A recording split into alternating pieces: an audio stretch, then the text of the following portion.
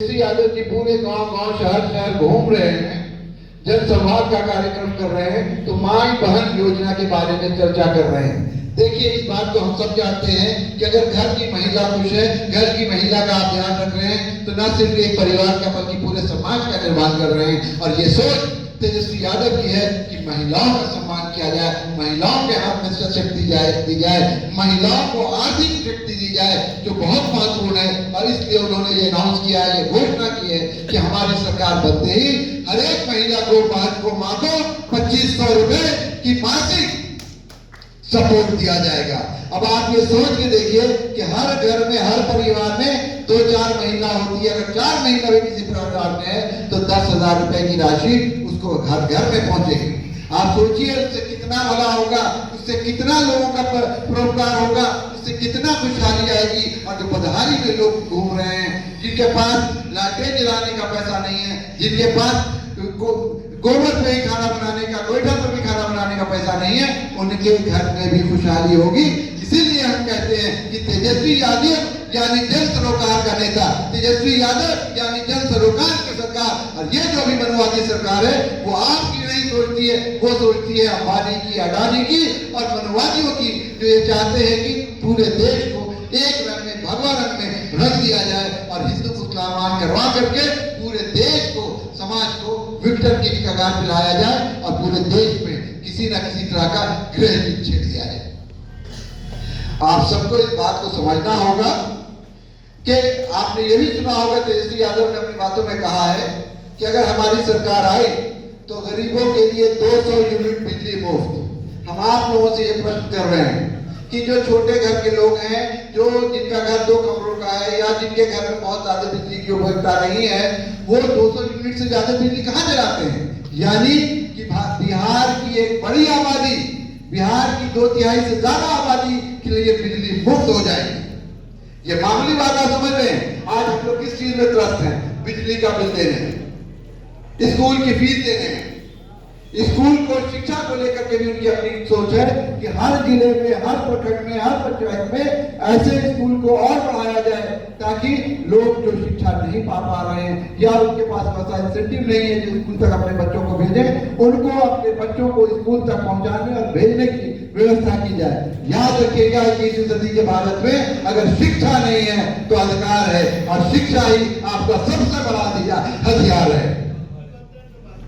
आपको शिक्षा से वंचित करने के लिए मैं बहुत अदब और एहतराम से आप लोगों से, बहुत अनुनय विनय के साथ ये बात कहना चाह रहा हूं कि आप लोग जो बहुत बड़ी आबादी है बिहार और देश का, वो शिक्षा से दूर रहें। इसकी सुनियोजित साजिश होती है, षड्यंत्र होता है। आपको लगा दिया जाता है जयकारा लगाने के लिए, आपको लगा दिया जाता है ढोल मजीरा बजाने के लिए, और अपने बच्चों को भेज देते हैं लोग लंदन और अमेरिका के स्कूल में पढ़ाई करने के लिए। इस बात को आपको समझना होगा। आपको ये बताया जाता है कि धर्म खतरे में है, आपको ये बताया जाता है कि हिंदू खतरे में है, आपको ये बताया जाता है कि मुसलमान खतरे में है। ना हिंदू खतरे में है, ना मुसलमान खतरे में है। अगर खतरे में है तो ये समाज खतरे में है, ये देश खतरे में है, यहाँ का गरीब खतरे में है। और ये खतरा सुनियोजित षड्यंत्र के तहत पैदा किया गया। इस देश का, सनातन की धरती का इतिहास रहा है। सनातन सनातन सनातन ये लोग करते हैं, सनातन का अर्थ नहीं समझते। सब बहुत सद्भाव की भावना होनी चाहिए यहाँ पे, अतिथि देवो भव की भावना होनी चाहिए यहाँ पे, यहाँ पर मिलजुल के रहने की भावना होनी चाहिए सनातन का ये। लेकिन ये लोग अपने निहित स्वार्थ के कारण, ये लोग अपनी कुंठित मानसिकता के कारण, अपनी दूषित संस्कृति के कारण हमको और आपको बहलाते हैं, वर्गलाते हैं, गड़वाते हैं। और बहुत दुख के साथ ही कहना पड़ रहा है कि हमारे और आपके समाज के कुछ बच्चे भी उनके वर्गलाने में, उनके बहकाने में आ जाते हैं। मैं बहुत अदब से, बहुत हाथ जोड़ करके आपको विनती करता हूँ, समय आ गया है कि ना सिर्फ सत्ता परिवर्तन बल्कि व्यवस्था परिवर्तन की बात सोचिए। मैं अक्सर अपने लोगों से चर्चा करता हूँ कि उत्तर बिहार में भारतीय जनता पार्टी ने जड़ क्यों जमाई, वो क्यों मजबूत हो गई, यहाँ पे साउथ में क्यों नहीं कर पाए, दक्षिण भारत में क्यों आज तक वोट पिघल रहे हैं? सिर्फ एक कारण है, शिक्षा। वहां पे शिक्षा बहुत अच्छी है, हमारे यहाँ शिक्षा की कमी है।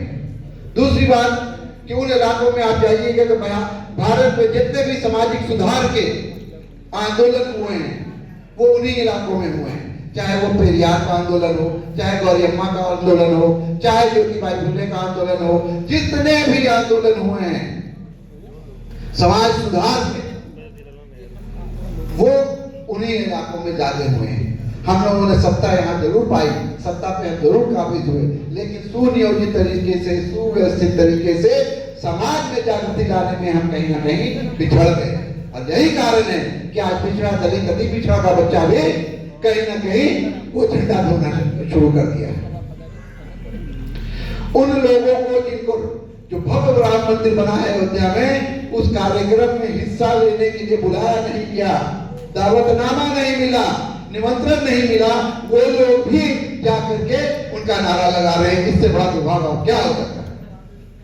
और इसके लिए हम लोगों को लड़ाई लड़नी होगी, हम लोगों को मानसिकता के स्तर पे, वैचारिक स्तर पे लड़ाई लड़नी होगी और ये बताना होगा कि तुम जिनकी घर का झंडा ढोने का काम कर रहे हो, तुम जिनका जयकारा लगा रहे हो, वही तुम्हारे समाज में हाहाकार मचा रहे हैं, वही तुम्हारे हक मारी कर रहे हैं, वही तुम्हारे आरक्षण को समाप्त करना चाहते हैं, वही तुमको यहाँ हिंदुस्तान में दूसरे दर्जे का शहर बना कर रखना चाहते हैं।